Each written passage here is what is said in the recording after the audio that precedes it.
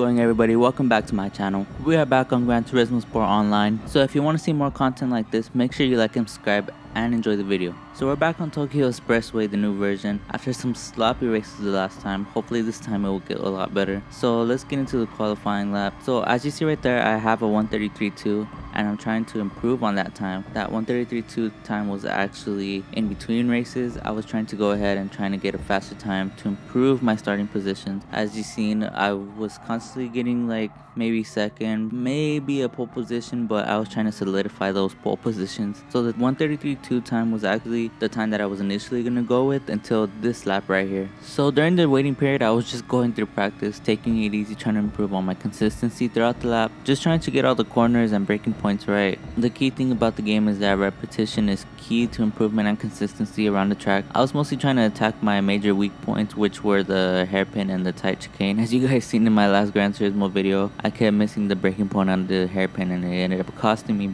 very bad. Although on that one race I got really lucky. That was just all luck. If I was racing against more top level people, that would have been the end of me right there. So we're coming up to the chicane right here. Let's see if I do any better, and I get really bent out of shape. As you can tell, I still don't have it right. But coming up to the final turn we go. You really have to throw your car in. You can take it full acceleration right here. And we're going on to the main straight now, coming up to the line where we're gonna get a 33.0. A 33.0 is about as good as I'm probably gonna get. As you see right there, I'm starting in pole position. I was thinking that at this point I could probably get a 1:32, but I was thinking also that there was probably no point. So coming into turn 1, I go in really ugly. The guy behind me gets really close to me. He's probably licking his lips seeing how bad I went into turn 1. He wants my first place position. I think he made a mistake on the second turn as I start to clean myself up in the next few turns of the section. And he's falling behind a little bit, so it looks all good right now. But it was really no competition though.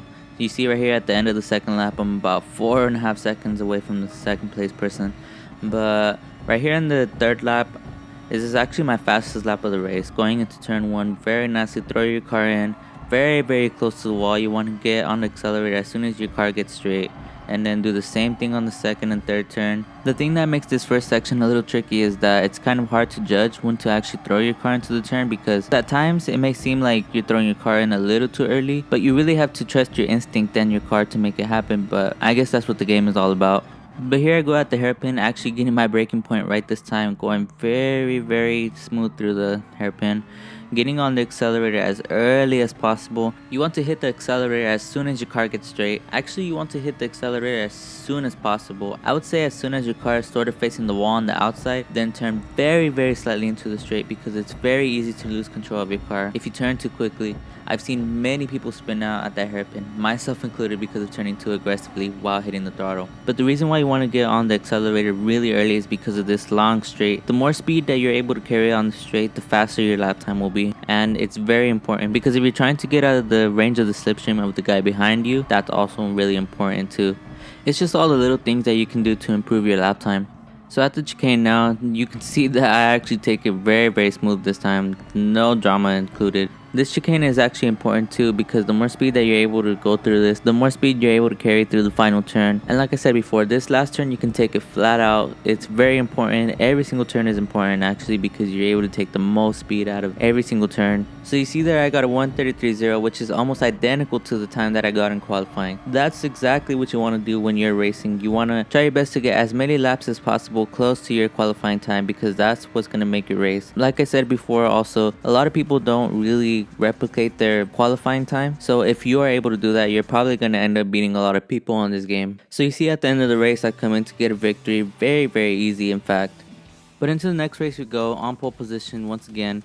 I'm 6/10 off of the next fastest guy on the grid, so that should be good. So here in the first section of the race, I go through it a lot cleaner than I did the last race. The first lap in the first section in particular of the race is very important to get away from the guy behind you. But as you can see here, he's still right behind me.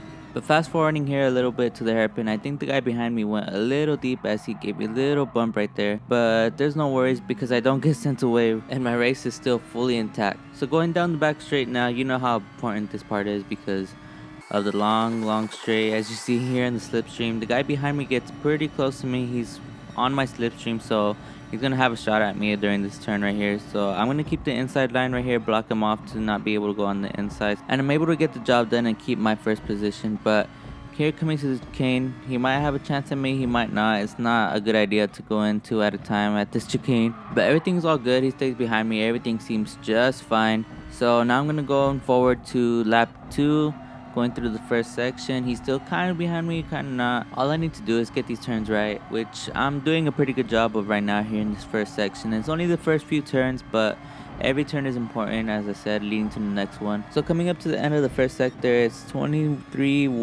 23-1 is a good time again. And like I've said before, the first sector is very, very important on the lap because you kind of want to get away from the guy behind you, especially if it's the first lap. For me, it's very important on the first lap because I'm the type of person to get really nervous when I'm on pole position. So the first lap is very important to me. The first sector initially too, because I'm constantly looking at those times, looking at the mirror, because I kind of just want to be aware where the guy behind me is. And if I'm able to pull away right away, it eases the pressure off of me. I'm able to have a good clean race for the rest of the race. But if the guy is constantly behind me the whole time, my turns get very shaky and I get very shaky, and it's easy for me to make a mistake at some point, and that's not good for me either, because at some point I'm going to make a really big mistake. I'm going to miss a really big braking point, or I'm going to turn in a little bit late or a little bit early. My car will spin out of control or something. So if I can see the guy right behind me, it's really nerve-wracking for me. So these sectors are very important for me because I like to pull away as fast as I possibly can. But I think it's a good thing too though when the guy you're racing against is pushing you to your absolute limits all the time. As you can see here, I'm pushing really hard. This lap right here is actually my fastest lap of the race and the guy is still right behind me. So when you have somebody pushing you to the max all the time, it kind of helps you work on your consistency because you want to stay in front of the guy, you want to beat him. So it's a sure way to improve your driving. So 133.1 was my time for that lap, but as you can see here on the last lap, I don't know what happened to him. I think he probably fell out the chicane or something, but I was 6 seconds ahead of this guy. So another easy victory, I guess. But here it is, confirmation of another victory. Victory number 17 for me on Gran Turismo Sport. Wins are not that easy to come by for me, especially not easy wins like that. So let's go on to the next race, starting on pole position this time again. You see how much of a difference that lap time made for me. 133.0. I've gotten 3 straight pole positions so far, but none of that really matters when you get a penalty like that. Inconsistencies, hitting the walls, really bad. But as you see here, I have enough time to just sit back and serve my penalty until I get to the line. So I hit the brakes, coming up to the line now, just gonna serve my penalty, gonna come in first place once again. Very easy with enough time to serve my penalty. So here it is, another victory, victory number 18 on this game. We're gonna go on to the next race. So really what's new at this point in this video? So starting in pole position once again, 8/10 off of the lead. And you know, really there isn't any point in showing you the whole race because it was the same. It was the same as the other ones. Actually, this one was probably even more dominant because I was probably alone for most of the race going here through the final turn. As you can see, a few seconds off of the lead already. So coming up to the line, gonna get another victory. Gonna finish in first place.